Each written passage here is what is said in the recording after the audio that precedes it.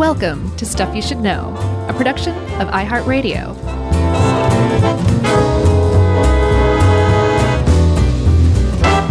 Hey, and welcome to the podcast. I'm Josh, and there's Chuck and Jerry's here too, and we're just making it our own way, grooving on down the road, easing on down the road. Thumbs out? Yep, with our thumbs out and our chest puffed and our, standing on our tippy toes. That all makes this Stuff You Should Know, by the way.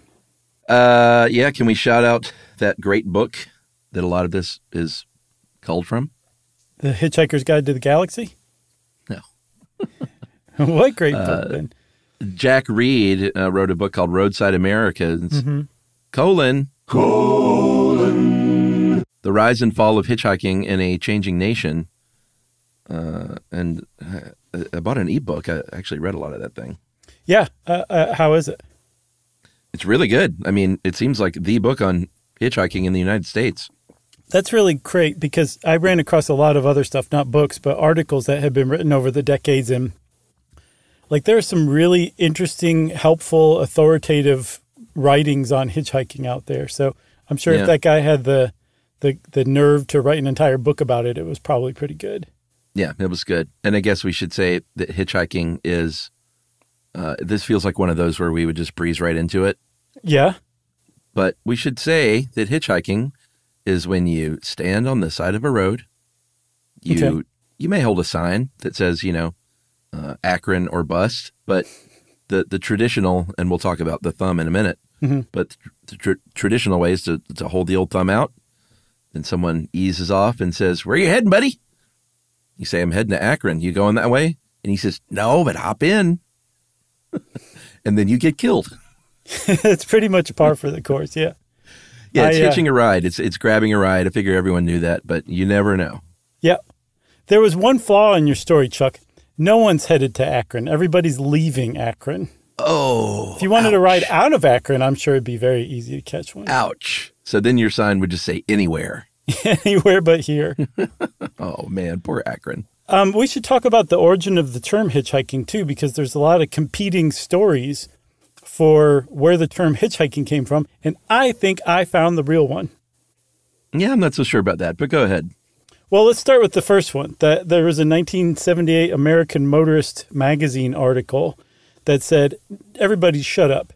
It all dates back to the Old West, and hitchhiking was a technique, a method for two people to share one horse, and it went like such."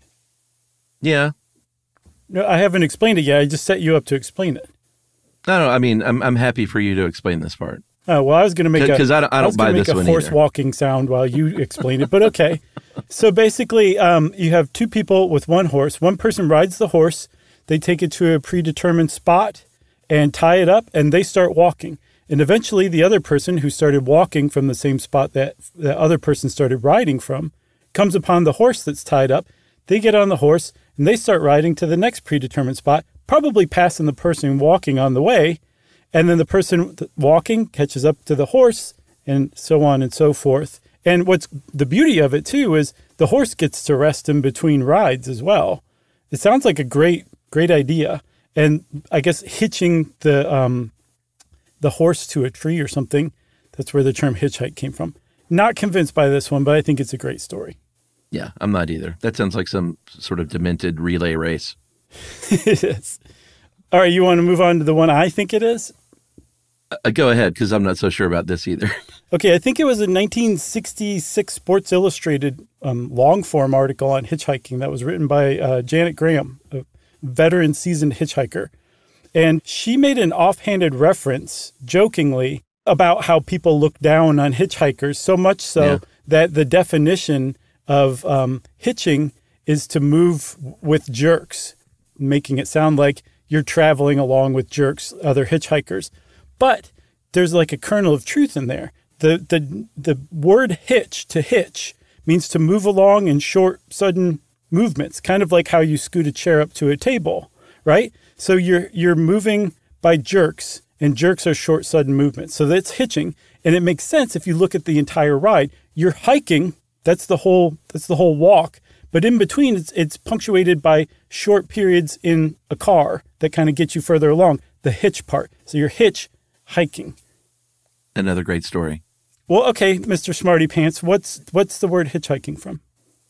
I'm not really sure. I just know that I go with the Oxford English Dictionary because I think they are superior researchers, and they have it dated back to the term at least in 1923, even though obviously people were hitchhiking before 1923. Yeah. But the whole thumb thing in 1927 at least, or at least that far back, they called hitchhikers thumb pointers, which I think is pretty fun. Mm-hmm. But note that it's in parentheses, or not parentheses, quotes, which indicates that the writer did not believe that the reader would know what they were talking about.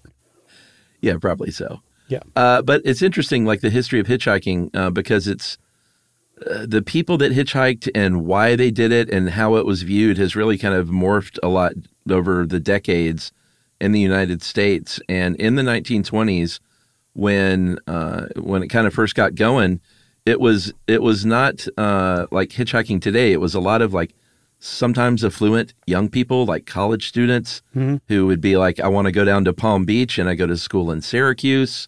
And so I can just put my thumb out and get a ride. And it was a pretty safe thing to do for a long time, even though, it was safe, though. There were people from the very beginning that were like, maybe you shouldn't do this. And early reasons, were less like it's dangerous for you and more like, hey, if you pick someone up, you might get sued or something, or at least be responsible if you get in a wreck with someone in your car that you don't know.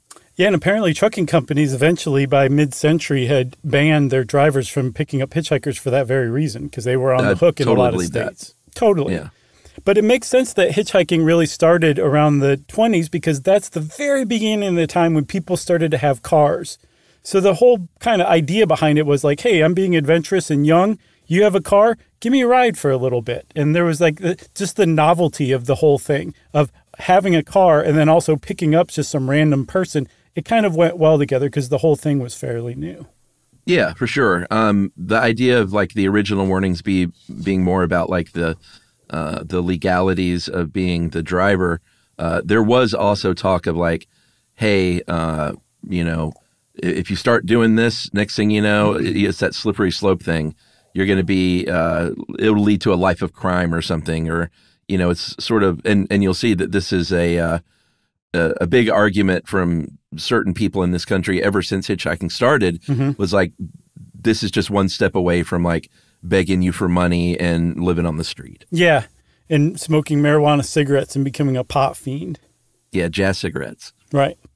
So, that was, like you said, the original version was just kind of adventurous and novel and usually kind of young, white, middle class typically in the 20s. Yeah. In the 30s, hitchhiking, which had already been established as a thing, became like a viable method of transportation for people who were down on their luck. And because so many people were down on their luck, hitchhiking actually kind of gained a measure of respectability during that period, because there was this whole idea of people who were fortunate enough to own a car helping out the less fortunate because we're all going through this together, right? The thing is there were also plenty of people that were considered hobos and tramps who were viewed by the public at large as not really wanting to work. Yeah. So if you were a hitchhiker and you were trying to move to the next town to look for work, you were generally considered like an upstanding person trying to do whatever they could to make an honest living, but you had to differentiate yourself. And oftentimes you would dress as clean cut, maybe wearing a suit and a hat, anything you could to basically stand out and say like, I'm not like these scumbags. I actually want a job. You know that expression, dress for the job you want, not for the job you have? Yes. I think that was like dress for the ride you want and not for the ride you have, which is zero rides. Exactly. I think you're 100% right with that. Yeah. So that era, the 1930s, like you said, society, didn't look down upon it so much. There was even a poll in 1938 by the Institute of Public Opinion that said 43% of Americans viewed hitchhiking favorably. And like, if you were to take that poll today, I can't imagine how low that number would be. The latest I saw was a UK number, and it was in the 2010s, and it was down to 9%. No, they never liked it over there, though. No, but it was still From what I fairly could tell. popular, even though publicly people claimed to dislike it as a whole. Like bollocks to that. Right, that's what they said.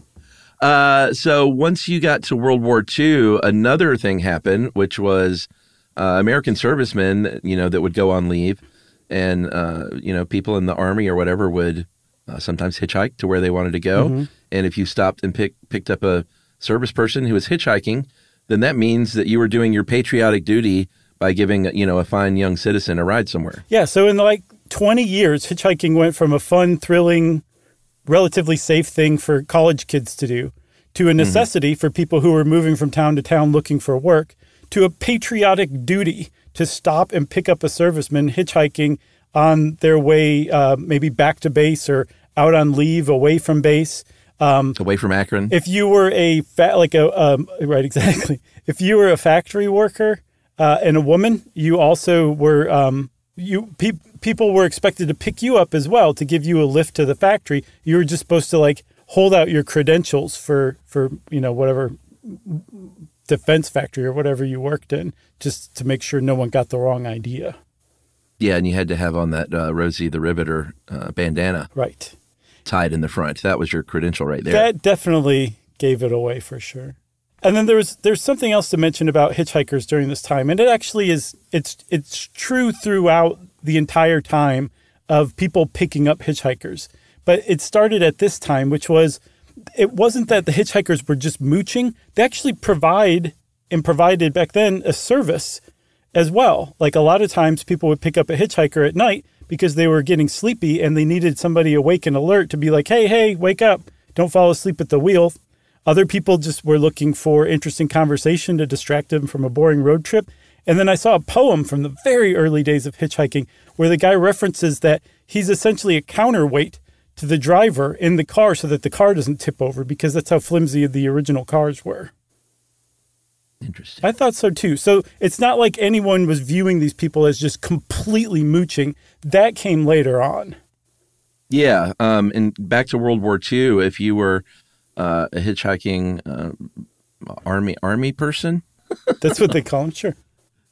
A soldier, you could, it depends on where you are, but you could reasonably wait in a shelter. There were certain towns who would say, hitchhiking is such a thing that we're going to build shelters. Like this was in the early 1940s, and a couple of examples in California where they would build, and I get the feeling it's sort of like a bus stop kind of thing where you could just sort of get out of the rain or wind while you thumbed a ride, which is pretty cool. Yes. And hitchhiking, I guess it spread overseas to Europe in particular, I guess by the 1930s, but it definitely wasn't widespread. It became widespread through American servicemen who did the same thing over in Europe that they did in America. And the practice started to catch on after World War II, where it was kind of like introduced widely during World War II. You think that's a good place for a break? Sure. I wouldn't call it a cliffhanger, but do they all have to be? I mean, we said the war was over. Right, exactly. I think everyone knows what happened next. No cliffhanger. Right. Okay, so we'll take a break then, starting now. Stop! You should! Stop! You should know! Stop! You should! Stop! You should know! Stop! You should!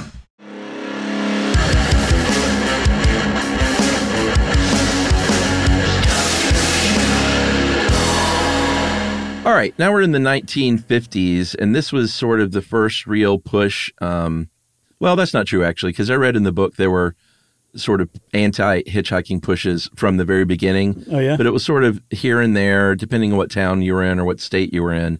But the first kind of national push came thanks to J. Edgar Hoover, of course, who basically was one of the first guys to put out the idea that this could be really dangerous for you. Like the next...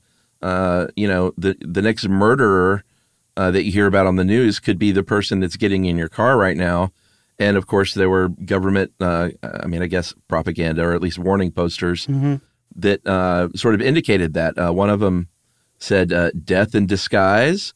And, it had like an all-American family basically stopping to pick up what looks like a clean-cut hitchhiker. Death in disguise, is he a happy vacationer or an escaping criminal? Yeah, a pleasant companion or a sex maniac. That's what else it said.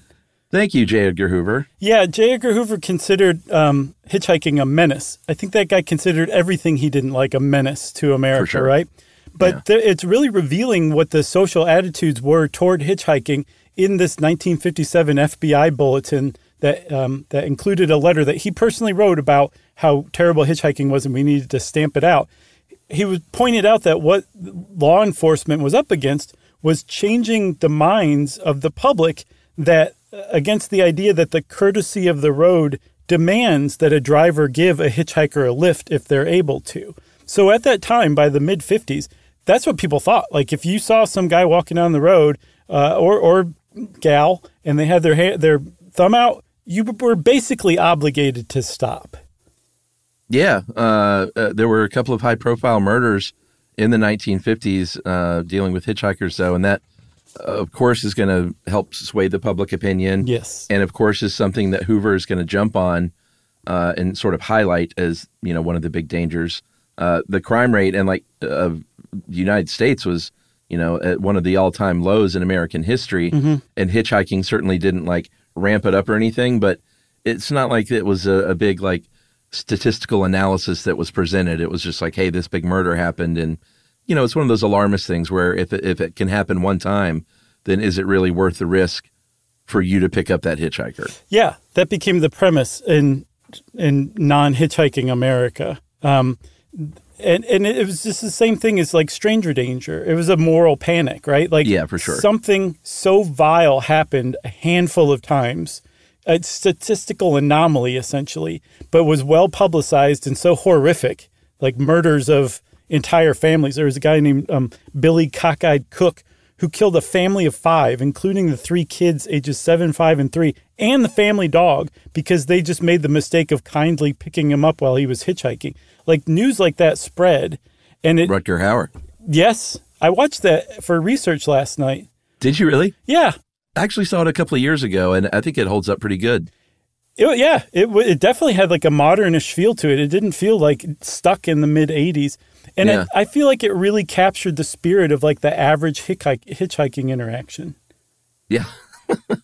Where you eat fingers as French fries? Yeah.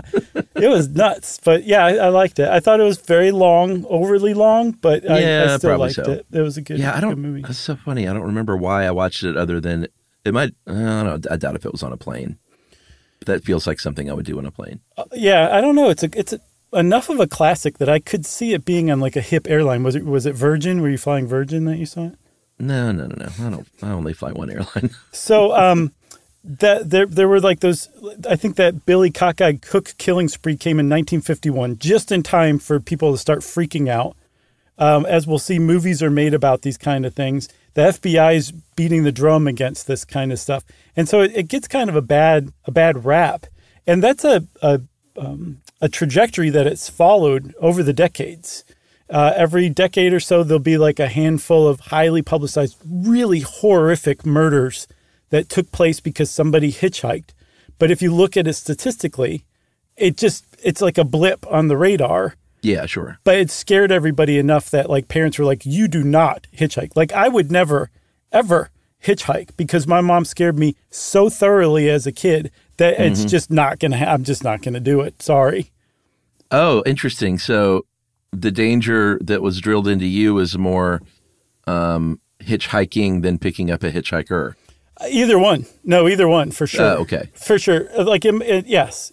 I was in grave danger, almost 100% guaranteed to be murdered horribly if I did either one. That's basically what got drummed into my head. I guess technically I did hitchhike one time now that I think about it. I got lost one time camping with some friends. I kind of went off to hike on my own. We had set up camp and we were fishing or something, and I went off to hike on my own and I got lost and ended up miles and miles down the road and found a road, thankfully. And I got a ride. I remember now, I don't know if I put my thumb out or if I just looked maybe I had a fishing pole or something, and they were like, this guy needs hand, clearly. But I definitely remember, like, I got a ride from a stranger, and they took me back to the, kind of the area where I could hike back to the camp. Wow, and you weren't murdered? No, and I would hitch. I mean, I wouldn't now, just because I don't need to, and I'm older and I have a family. But in the not too distant past, I would have considered hitching a ride way more than picking up somebody. Really? Yeah, because I like, what are the chances that someone that pulls over to like give you a ride is a serial killer or something? True. Okay, that's really smart. But picking someone up, ooh, I don't know about that. Okay, that is really smart for sure. That's a great point.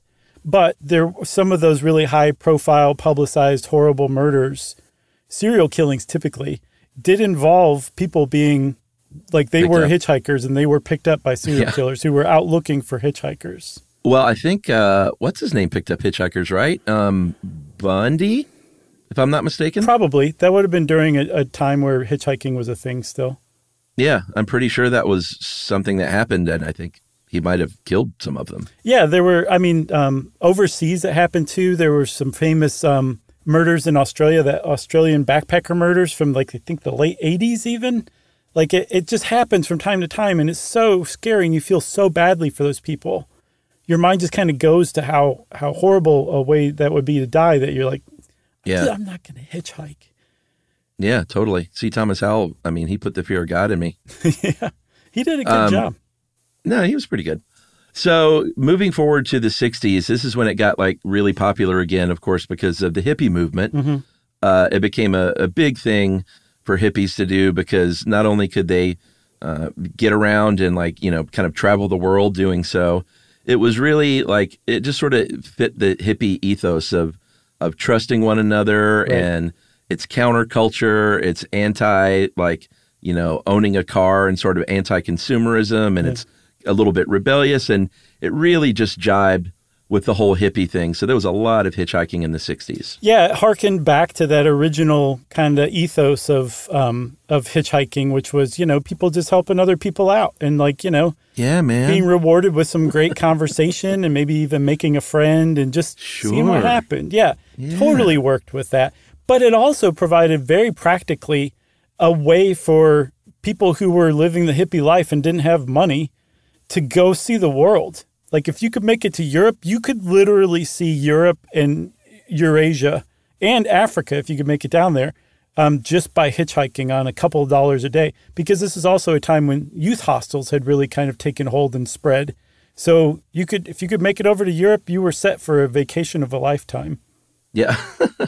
Into the 1970s, it remained pretty popular, at least early on. There was a poll in 1973, and this is just a sort of a little rinky-dink poll from a high school. Mm-hmm. But it was 272 junior and I guess junior high and high school students said that more than 25% of them hitchhiked either regularly or occasionally.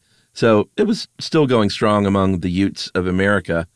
And most in that same poll, I said they were, I don't think they were too worried about dangers. And one kid even said, well, I think there are more nuts walking around than in cars. Pretty smart. I guess. He's probably right. Probably. I mean, that's your take on it, right? That's why you wouldn't pick up a hitchhiker. That's why you would hitchhike, because there's more nuts walking than in cars. Yeah, I think that jibes. So another teenager in one of those polls said, was asked, like, why do you hitchhike? And they're like, to get to where you're going, of course. Yeah. And in the 60s and 70s in particular, hitchhiking among kids who weren't of driving age yet or couldn't afford a car, that was a thing. Like you would hitchhike home from school rather than take the bus or ride your bike. You would hitchhike across town to go buy something from Eddie's trick shop, like a new magic illusion trick. Yeah. Did you go there? No, I guess I know that name from you telling me. I don't remember the name of the one in Toledo, the magic shop that I used to go to, but it never even dawned on me like, I want to go buy some Mad magazines. I'll just hitchhike over there. Like, no, of course not. It's like our generation, like our age group was one of the last ones to be able to just like run around the neighborhood like wild animals and then come home in time for dinner. This was like that plus. Like, You would just get in a car with the stranger to go buy a comic book because it was too far to walk or you didn't feel like riding your bike. For us, it was, or for me at least, it was like if your parents wouldn't take you, you just didn't get to do it. Yeah, same here. Yeah. So that's what kids were doing, though, in the 60s and 70s. They were just hitchhiking. It was just kind of a thing that they did. And they weren't necessarily doing it to be rebellious or to be part of the counterculture. They were doing it because they didn't have a way to drive themselves. Yeah, I wonder if some of that was more prevalent in more trusted small town America than like the main streets of Toledo and Stone Mountain where we grew up. Yeah. Yeah. What am I talking about? Like I was some urban, tough. Right. Yeah. You used to play kick the can with Harvey Keitel. So hitchhiking, like I said, was doing pretty well into the 70s, but that's when the decline that we're at today basically kind of started, was in the early to mid 70s. Mm-hmm. Reputationally, it started to go down. By the end of the 80s, it was there was one journalist who said basically it's all but dead. And that jibes with just my memory. I said jibe 3 times a day, 4 now. Mm-hmm. That reconciles with my own memories of, and I'm sure yours, of growing up, of kind of seeing it, because I remember seeing it some when I was a kid, but just less and less over the years. Mm-hmm. And a lot of that had to do with car ownership. In the 40s, about half of Americans owned a car in 1941. Less than 20 years later, that was at 80%.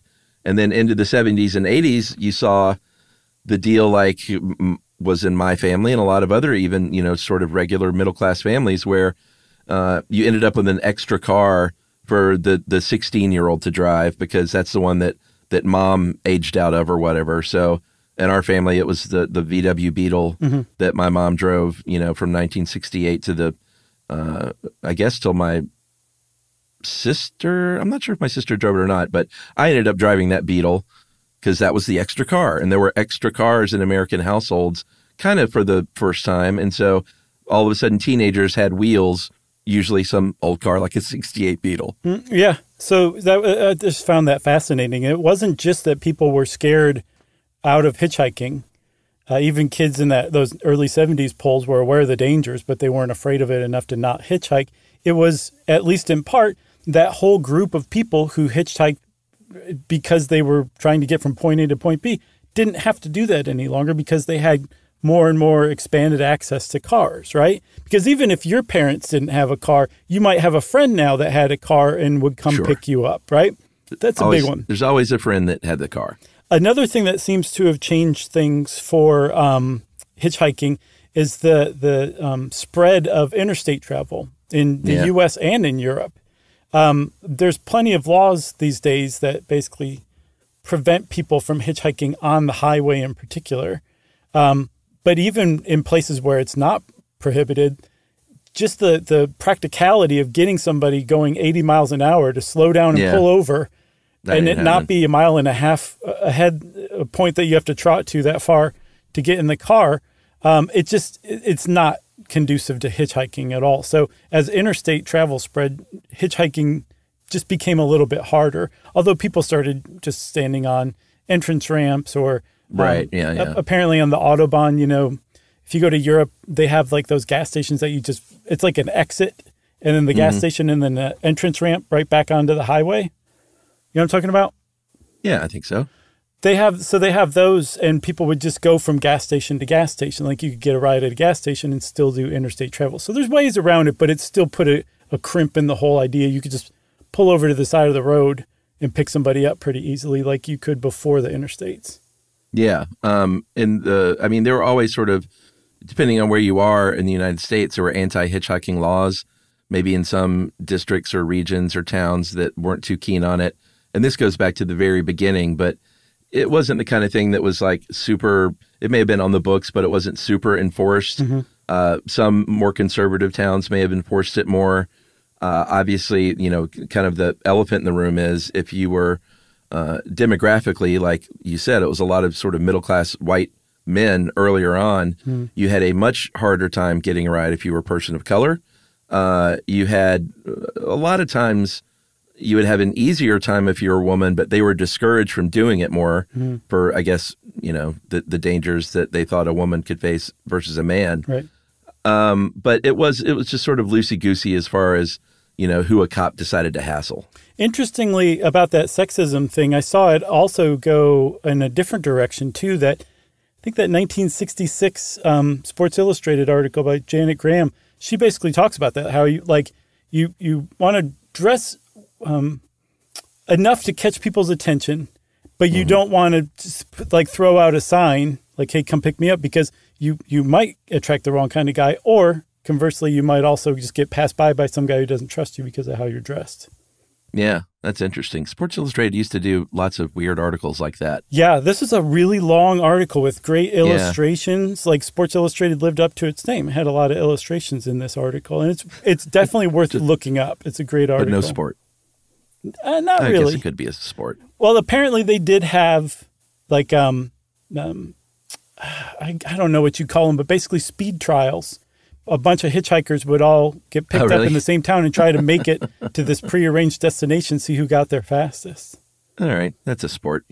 There's another thing that seems to have led to a decline in hitchhiking too, and that is that as fewer people actually needed to hitchhike, the people who were left over who still needed to hitchhike because they couldn't, say, afford a car or something like that, were viewed less and less favorably or sympathetically. Yeah, that was the real change, I think, is when it got to the point where they were like, oh, well, if that person can't even afford a car, and this is when you could buy a used car that ran for, a couple of grand or something. Mm-hmm. So it's like, if they can't afford that, then they're bad news. Right. So they're downtrodden. So I'm going to look down upon them. And that means that hitchhiking itself, by association, came to get a bad name, which further meant that anybody who hitchhiked had to be bad news. And so this feedback loop started, and it was, I think still to this day that hitchhiking has that image because of that change in perception, sadly. Yeah. And of course, because of the Reagan years and the Thatcher years, yes, there was a big sort of, I don't know about a sea change, but at least a very public view that you're lazy if you're hitchhiking, just like you're lazy if you're on food stamps. And if you're out of work and you can't afford a car, then that means you're sort of derelict. And it was sort of a conservative movement in two ways, like politically conservative. Right. It was looked down upon by them, but also just the word conservative in its true definition, just like risk averse. Mm-hmm. People became a little more conservative as far as what kind of risk they were willing to undertake by picking up a hitchhiker, or I guess hitchhiking. Yeah, and then also during that time, a transactional society kind of developed where everything had a price. Nothing was free, and anything that was free is communist, right? That's what communists are into. Right. And there's this guy named Joe Moran, who's a historian who wrote in The Guardian. He wrote about the gift relationship, the kinds of exchanges based on trust and goodwill that bring intangible benefits to everyone, but are the hardest to retrieve when they're gone. Those kind of got stamped out in that transactional economy that Thatcher and Reagan brought. And I think it's just fascinating. You can blame basically everything on Thatcher and Reagan and probably be right the vast majority of the time. So I think the upshot of the whole thing, Chuck, is that the ethos of I have a car, you don't, I'm going to help you out, converted into my car is mine, so TS for you, loser, is kind of what that changeover happened. All right, that's a good place for a break so angry people can compose emails. And we'll be right back, and we'll talk about some notable, famous hitchhikers over the years. Stop! You should! Stop, you should know! Stop! You should! Stop, you should know! Stop, you should!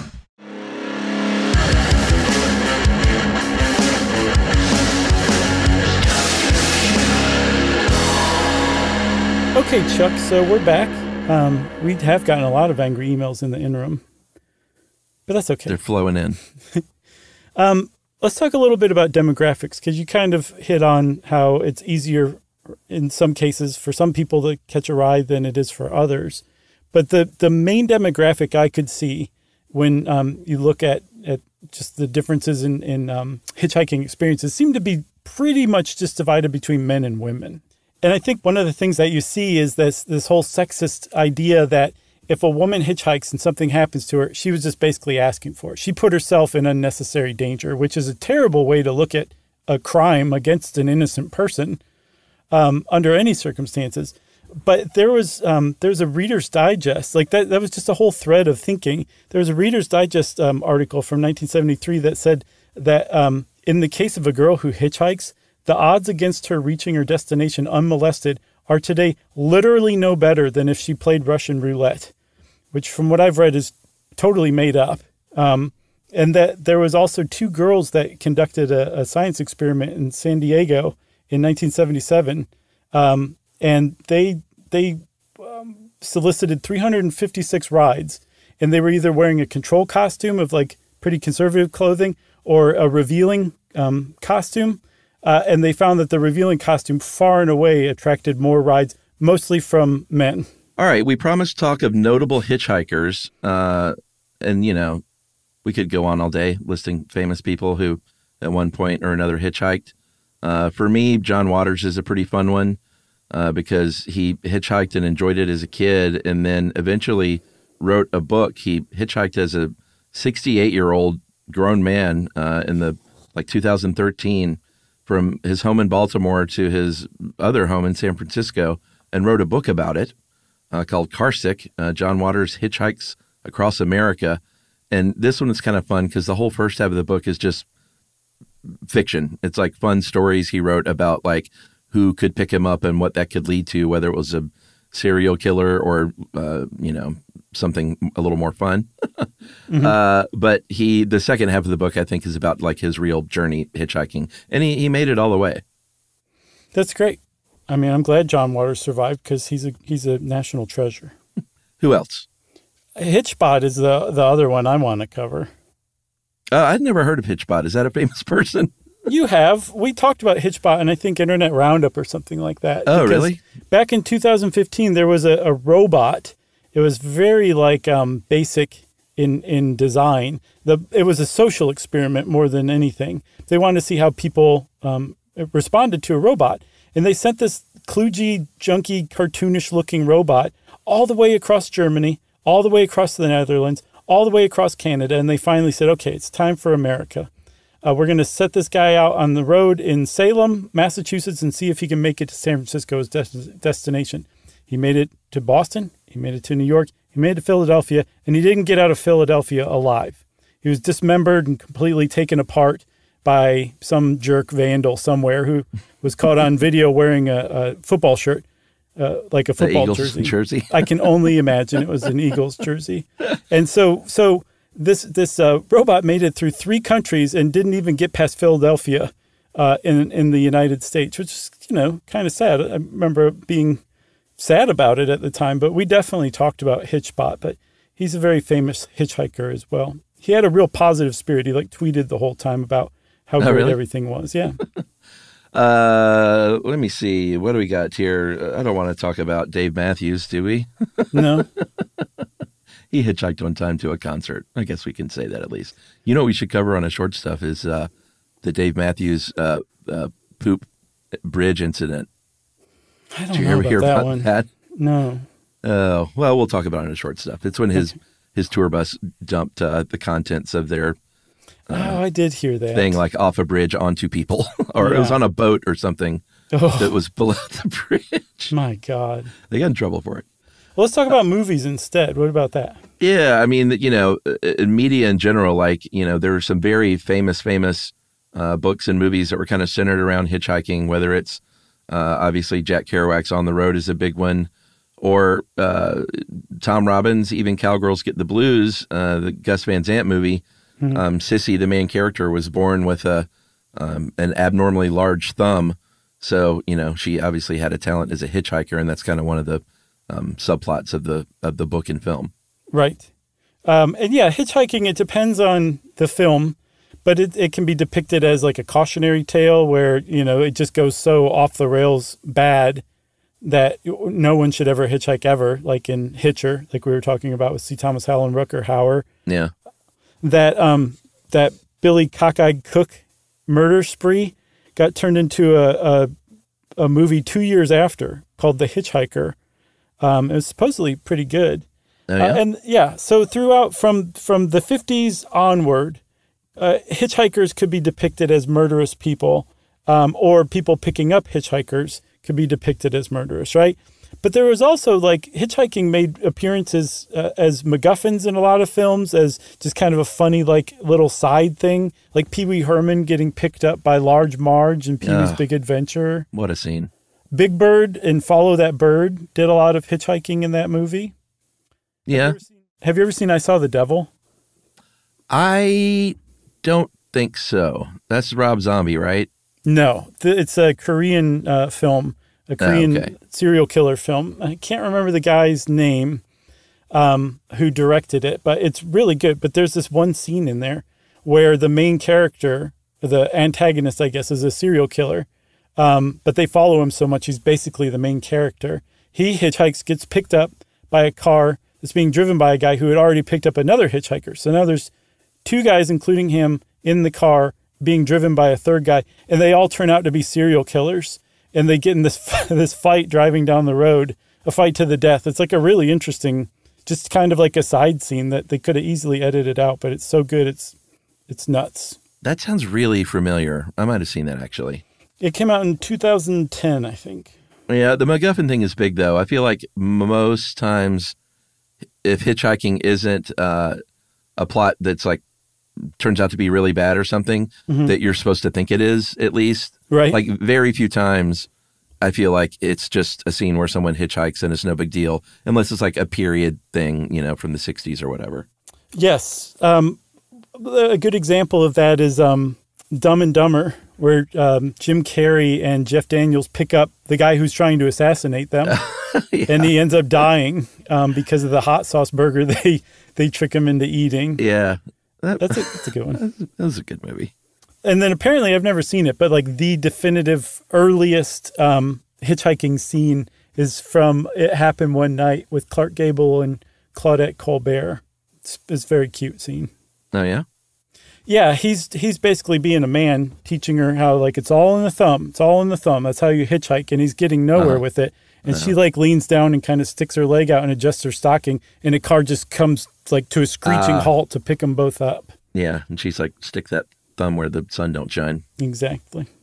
If you are in Europe, we kind of mentioned kind of how it was going post-World War II, but throughout the years, it's kind of ebbed and flowed in Europe. But it seems to be more popular and doable depending on what country you're in Europe today. Like, I think the Netherlands is still sort of very well known as a country where you can pretty safely hitchhike. I think Germany, at least for a while, it was pretty popular. Yeah. Always generally frowned upon in the UK. Mm-hmm. But people still did it. And apparently still today, if you're around Glastonbury, you're probably going to get hit up for a ride at festival time. Yeah. That kind of thing, of course. There's always somebody on the side of the road trying to go see some big music festival. Probably Dave Matthews.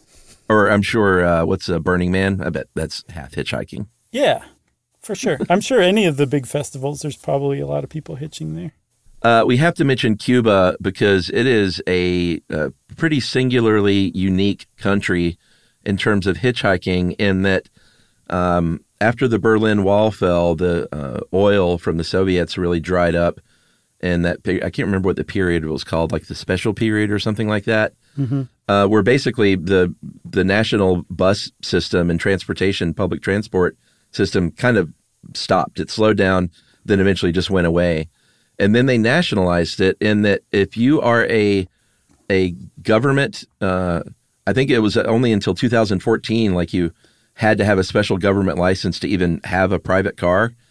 But if you are a government car, you are required, supposedly, to pick up hitchhikers. And from what I read a few articles about it, like, hitchhiking is public transportation in Cuba now. Wow. It's kind of set up. They're called yellow points, where you stop at a certain place. If you're a government car, like if you're an agricultural truck or whatever, carrying something, from province to province, you're required to stop, pick people up. They pay you, if it's within province, like a penny in American dollars, or I think 11 cents if it's transprovincial. But really, really interesting. And I saw on the HitchWiki website, of course, there's all kinds of great websites now where you can really kind of find out where it's good and not. because it's still a thing that, like a culture that a lot of people embrace. But HitchWiki said that everybody hitchhikes in Cuba. Yeah. It's just a way of life. I was reading about Poland in the Cold War, I think the 50s or 60s, where they essentially nationalized it by, I think they passed some regulations saying you basically have to stop if you see a hitchhiker. You, private citizen, have to pick up hitchhikers. But we're going to sweeten the pot. We're going to sell these books of vouchers that hitchhikers buy for very cheap, and then they give you a voucher for picking them up, and then you, the driver, hand it in and get a lottery ticket in exchange. So you could win big bucks. But apparently even still, the Polish people were like, we don't like being told that we have to pick up strangers if we don't want to. And it was never popular and it went away, but it sounded like an interesting experiment. There's two lotteries then. There's the lottery of if you have a serial killer that you've picked up. Right. And then there's the second lottery. I did forget one thing about Cuba that I thought was interesting. They call it ir con la botella, which means going with the bottle. That's what they call it there, because apparently they think when you like stick your thumb up like that, it's resembling you like holding something and taking a drink. Awesome. Yeah. And then speaking of today, also, like you said, there's a lot of sites that kind of trade info and best places to get picked up and where to avoid and all that stuff. That's a huge deal that people, even out on the road, are connected. And I saw that actually you can make a really good case that's morphed into a combination between that whole free spirit, freedom of the road, environmental thing. Like it's less environmentally impactful to not drive yourself, but to hitch instead. Combined with that transactional nature of our society. And now we have rideshare apps. It's essentially the same thing, except you're paying somebody to come get you rather than standing out there relying on someone else's goodwill. Well, there are also hitchhiking apps that are essentially rideshare apps that you don't pay for. And I think it's just a way of connecting the hitchhiker culture to like potentially a ride. Supposedly also, one more thing, in D.C., still to this day, from what I read, there's something called slugging. And every morning, people who want to ride in the carpool but are driving to work by themselves, there's like these predetermined spots where people just line up and you just stop and somebody gets in your car and you take them into D.C. with you on your commute so you can ride in the carpool lane. That's like when Larry David picked up a sex worker so he could get to the Dodger game quicker. And he ended up having to take her to the game and all. Man. Had an extra, it was, that's classic great. Herb. Yeah. So I would strongly recommend people read the 1966 Sports Illustrated article by Janet Graham. It's called Rule of Thumb for the Open Road. And there's another one from the London Review of Books by Mike J. called That Old Thumb. Both of them are just excellent, chronicles on hitchhiking over the decades. Yeah, and that book's great. Okay, well, Chuck said that book's great, and we don't have anything else to say about hitchhiking, so I think that means, everybody, it's time for listener mail. I'm going to call this That Brooke is Great, because this is from Brooke. Okay. You like how I did that? Hey, guys, my name is Brooke. I love listening to your show. I know in the latest episode, Peanuts Part 2, you stated that the comic strip setting is unknown. We were wrong, my friend. On behalf of Minnesota, I had to mention that Hennepin County, Minnesota, was actually stated to be the setting in a 1957 strip of Brooke, Peanuts. I don't like this email. I don't want to know this. Minnesotans are especially obsessed with Peanuts and Snoopy. Minnesota has over 500 5-foot Peanuts statues scattered across the state, with more than 100 of them being in St. Paul. There also used to be a Peanuts theme park in the Mall of America called Camp Snoopy. Sadly, Camp Snoopy would later become Nickelodeon Park in 2008.